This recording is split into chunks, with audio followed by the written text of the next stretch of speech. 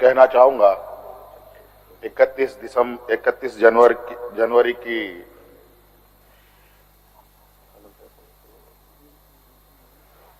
जो काली रात, काला अध्याय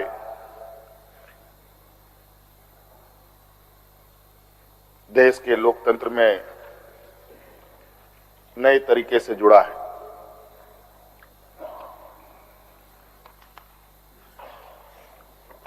इकतीस तारीख रात को देश में पहली बार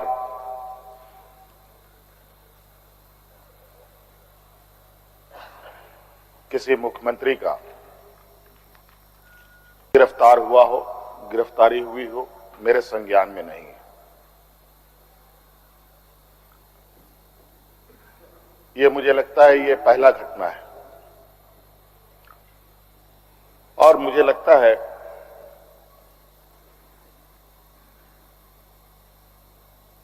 इस घटना को अंजाम देने में कहीं ना कहीं राजभवन भी शामिल रहा है।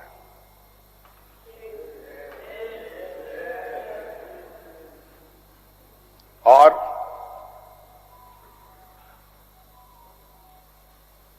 जिस तरीके से ये घटना घटित हुई है, मैं बहुत आश्चर्यचकित हूं।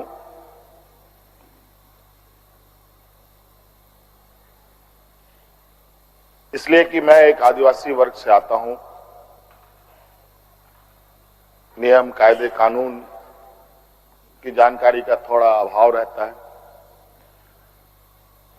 बौद्धिक क्षमताएं अभी हमारे विपक्ष के बराबर हम लोगों की नहीं है,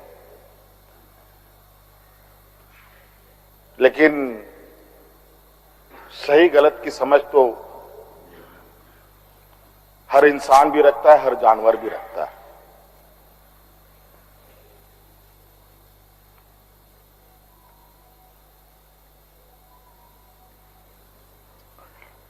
अध्यक्ष महोदय, बड़ी सुनियोजित तरीके से, बड़े लंबे समय से 2022 से 31 तारीख को दिए गए अंजाम की पटकथा लिखी जा रही थी।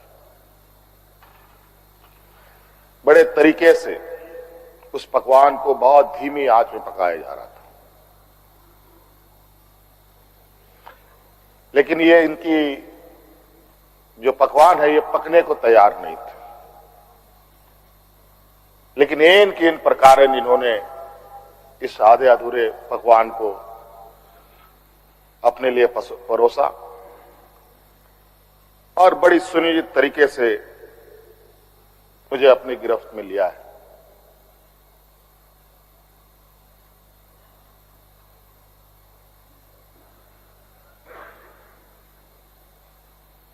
और आज कहीं ना कहीं ऐसा लगता है अध्यक्ष महोदय कि बाबा भीमराव अंबेडकर जी का जो सपना था कि सभी जात धर्म के लोग एक समान प्लेटफॉर्म पे आए, एक बराबरी और एक साथ चले, मुझे लगता है कि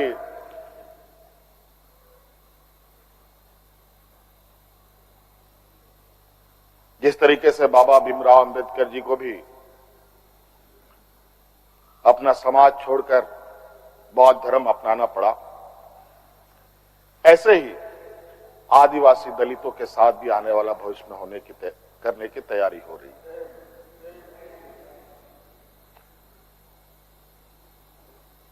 बड़ा सुनियोजित तरीके से अनेकों कालखंड को देखेंगे अध्यक्ष महोदय, जो इन आदिवासी दलित पिछड़े अल्पसंख्यक के ऊपर अत्याचार हुए हैं, वो अत्याचार अध्यक्ष महोदय नए नए चेहरे, नए नए शक्ल, नए नए रूप में दिखते रहे हैं। आज उसी का जीता जागता उदाहरण 31 जनवरी को देखने को मिला है।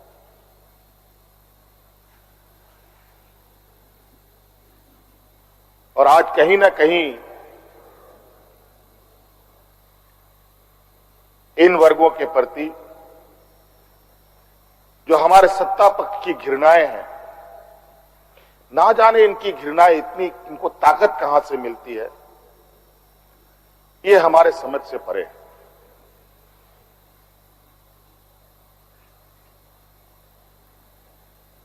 इतनी घृणा, इतना द्वेष का के प्रति इनका आदिवासी दलितों के प्रति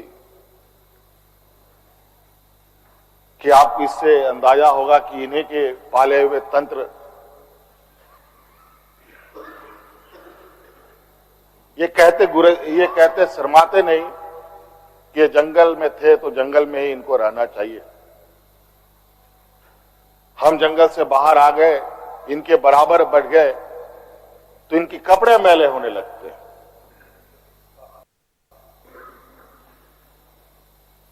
ये हमें अछूत दिखते हैं।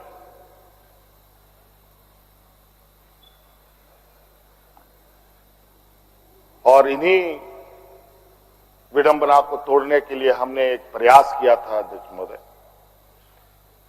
क्योंकि झारखंड आदिवासी दलित पिछड़ा राज्य है, इन समूह को आगे बढ़ने का, इनका मार्ग प्रशस्त करने में हमने कोई कमी नहीं छोड़ी। इनका बस चले तो हम अभी भी जंगल में जाकर के वही 50-100 साल पुरानी जिंदगी में जिए। और मुझे इसका आभास था अध्यक्ष महोदय,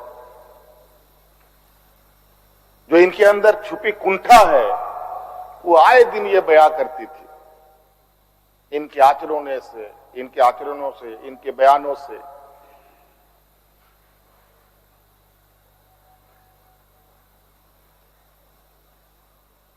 लेकिन हमने हार नहीं मानी है अध्यक्ष महोदय। इनको लगता है कि मुझे जेल के सलाखों के अंदर डालकर ये अपने मंसूबे में सफल हो जाएंगे। ये झारखंड है अध्यक्ष महोदय, ये देश का एक ऐसा राज्य है जहां हर कोने में आदिवासी दलित पिछड़े वर्गों से अनगिनत सिपाहियों ने अपनी कुर्बानी देकर यहां के आदिवासी दलितों की जान बचाई। देश आजादी के सपने भी ये लोग नहीं देखते थे अध्यक्ष महोदय, तब से झारखंड के आदिवासी अपनी हक अधिकार की लड़ाई लड़ रहे। ये तो बहुत बाद में आए, लेकिन बौद्धिक संपन्नता, आर्थिक संपन्नता, आज तक इन लोगों ने देश का गांधी टोपी नहीं पहना अध्यक्ष महोदय।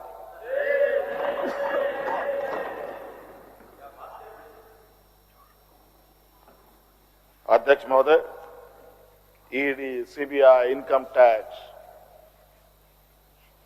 जिनको देश के विशेष और काफी संवेदनशील व्यवस्थाएं कही जाती है, जहां करोड़ों रुपया, 12 लाख 14 लाख करोड़ रुपया डकार कर इनके सहयोगी विदेश में जाके बैठे हैं, उनका एक बाल बांका करने का औकात इनके पास नहीं है। इनके पास औकात है देश के आदिवासी दलित पिछड़े के ऊपर, और बेगुनाह लोगों पर, और उसमें भी गुनाह किया हो तब की बात तो अलग है, बेगुनाहों पर अत्याचार कर। आज मुझे किस लिए अरेस्ट किया गया अध्यक्ष महोदय? 8.5 एकड़ जमीन के घोटाले पर। अगर है हिम्मत सदन में तो कागज पटक कर दिखाएं कि 8.5 एकड़ का जमीन हेमंत सोरेन के नाम पर है। अगर होगा मैं उस दिन से राजनीति से इस्तीफा दे दूंगा। अध्यक्ष महोदय, जब राजनीतिक रूप से ये नहीं सकते हैं तो ऐसे ही बैकडोर से हमला करते हैं, पीठ पर हमला करते हैं। अध्यक्ष महोदय, मैं आंसू नहीं बहाऊंगा, आंसू वक्त के लिए रखूंगा। आप लोगों के लिए आंसू का कोई मतलब नहीं। आदिवासी दलितों का, पिछड़ों का, आदिवासी के आंसुओं का कोई मोल नहीं। वक्त आने पर हम इनके एक एक सवालों का जवाब और एक एक इनके षड्यंत्र का जवाब वक्त आने पर बड़ी माकूल तरीके से दिया जाएगा। एक्चुअली दुर्भाग्य है अध्यक्ष महोदय इस राज्य का, तथाकथित हमारे राज्य के ही कुछ लोग जो ऐसे सामंती विचार वाले के चरणों में जाकर के झुककर उनकी सेवा और पूजा अर्चना में लगे, नहीं तो इस राज्य की इतनी दुर्दशा नहीं होती अध्यक्ष। राज अलग हुए 23 साल हो रहे हैं, 24 साल हो गए अध्यक्ष महोदय। किसने सबसे अधिक राज किया इस राज्य में? ये मुझे बोलने का जरूरत नहीं है, किसी को बताने की भी जरूरत नहीं। सब अपने गिरेबान में देखें, सबको पता चलेगा कौन कहां बैठा, किसने क्या काम किया। घोटाले इनको 2024 से ही नजर आ रहे हैं, 2000 से नजर नहीं आ रहे, 2019 से ही इनको नजर आ रहे हैं। आज ये नहीं चाहते अध्यक्ष महोदय देश का आदिवासी, दलित, पिछड़ा, अल्पसंख्यक देश के सर्वोच्च स्थान पर पहुंचे। ये नहीं चाहते कि ये जज बने, ये नहीं चाहते ये आईएएस आईपीएस बने, ये नहीं चाहते ये राजनेता बने। इन्हीं के साथ बैठे लोग हैं। इन लोगों ने भी आदिवासी नेता बनाया था मुख्यमंत्री। बता दीजिए इन कितने आदिवासियों ने 5 साल पूरे किए। और मुझे पता था कि मुझे भी 5 साल पूरा करने में रोड़े अटकाएंगे, और नतीजा ये हुआ आखिरी सांस तक कुछ भी करो 5 साल पूरा नहीं होना चाहिए, रिकॉर्ड में नहीं लिखना चाहिए, रजिस्टर में नाम नहीं आना चाहिए। बस यही अध्यक्ष महोदय, हम लोगों ने सर झुकाकर चलना नहीं सीखा। यही खासियत है आदिवासियों। लेकिन होता है कि सरसों में ही भूत है तो सारा भूत भागेगा का, माफ कीजिएगा, सरसों में ही भूत है तो भूत भागेगा का। यहां कुछ भूत ऐसे भी हैं जिसकी वजह से ये कठिनाइयों का सामना करना पड़ता है। बहुत प्रयास हुआ, जब जब हम लोगों ने अलग राज्य का परिकल्पना किया तब भी इन लोगों ने हंसी उड़ाई कि आदिवासी लोग अलग राज लेगा। जब हम सत्ता में आए, आदिवासी सत्ता चला पाएगा, कुछ दिनों में गिर जाएगा। मैं हवाई जहाजों में चलता था अध्यक्ष महोदय, उसमें भी इनको तकलीफ। मैं 5 स्टार होटलों में रुकता था, उसमें भी इनको तकलीफ। मैं BMW कार में घूमता हूं, उसमें भी इनको तकलीफ।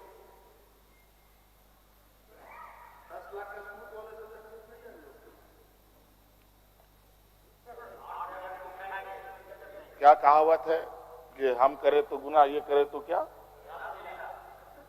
यही कहावत है। खैर छोड़िए अध्यक्ष महोदय, बड़ा विचित्र स्थिति है अब जो स्थिति दिखाई दे रहा है अध्यक्ष महोदय।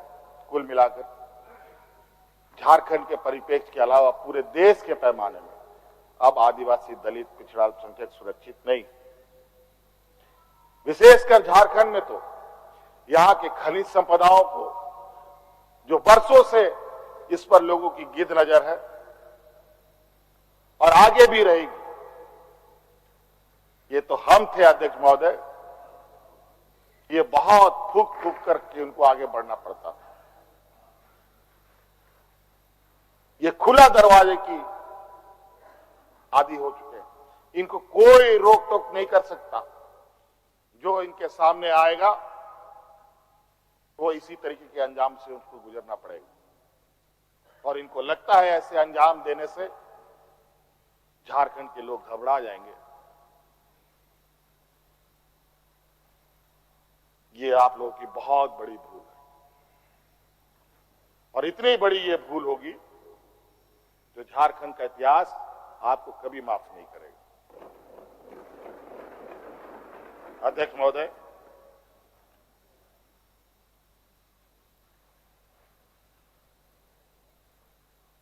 आज जो षड्यंत्र का पैमाना है वो इस कदर बड़े उसके जो दायरे बने हैं, कानून के अंदर रह करके गैर कानूनी काम करना कैसा हो, ये कर किसी से सीखना हो तो इन लोगों से सीखिए और इनके संस्थाओं से सीखिए। मैं तो कहता हूं, मैं फिर से कहता हूं कि आप लोग दस्तावेज लाइए सदन में, या आपने ईडी और सीबीआई को सपोर्ट कीजिए और कोर्ट में पेश करें। एक भी दस्तावेज अगर आप लोग निकाल के दिखा दे कि हमने 8.5 एकड़ जमीन हड़पी है, तो मैं उसी दिन राजनीति से संन्यास किया, झारखंड छोड़ के चला जाऊं। अब इनको नहीं मिला तो हमारे बीवी बच्चों परिवारजनों के खाता वही ढूंढने में लगे। ये पैसा कहां से आया, वो पैसा कहां से आया, ये आया वो आया। अध्यक्ष महोदय, असमानताएं देखिए इसी सदन के अंदर। जो सरकार के द्वारा उपलब्ध कराए जा रहे ऋण, जो यहाँ के आदिवासी विधायकों को कितने वर्षों के लिए मिलता है और गैर आदिवासियों को कितने सालों के लिए मिलता है।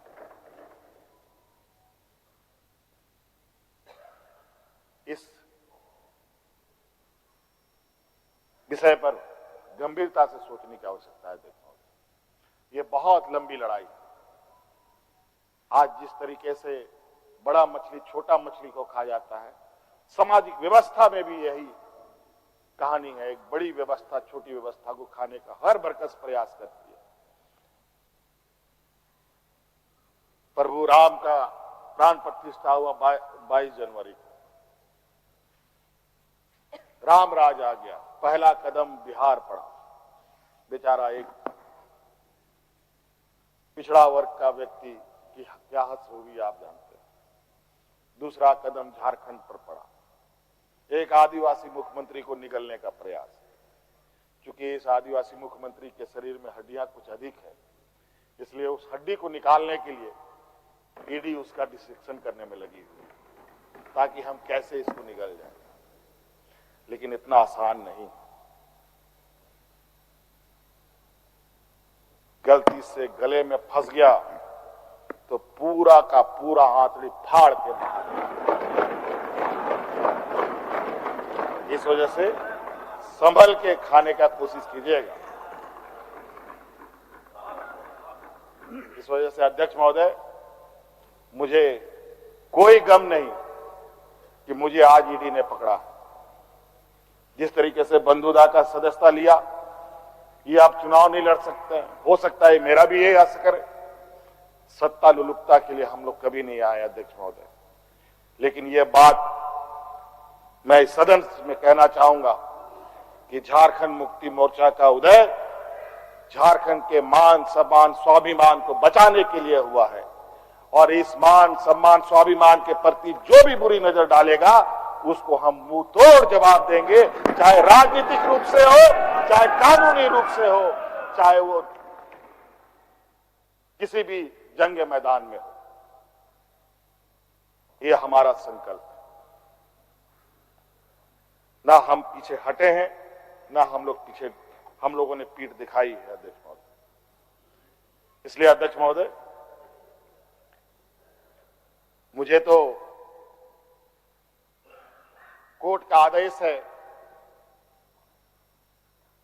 कि मीडिया के सामने या बाहर वक्तव्य नहीं देना है। तो हमने ईडी वाले से पूछा क्या सदन में भी बात नहीं रखनी है? तो उन्होंने ये भी कहा नहीं, सदन में भी आप नहीं रख सकते। हम बोले वाह। तो मैंने कहा कि आइए स्पीकर साहब के टेबल में खड़े हो जाइए, बैठ जाइए, वहां से आदेश जारी कीजिए, फिर हम चुप हो जाएंगे।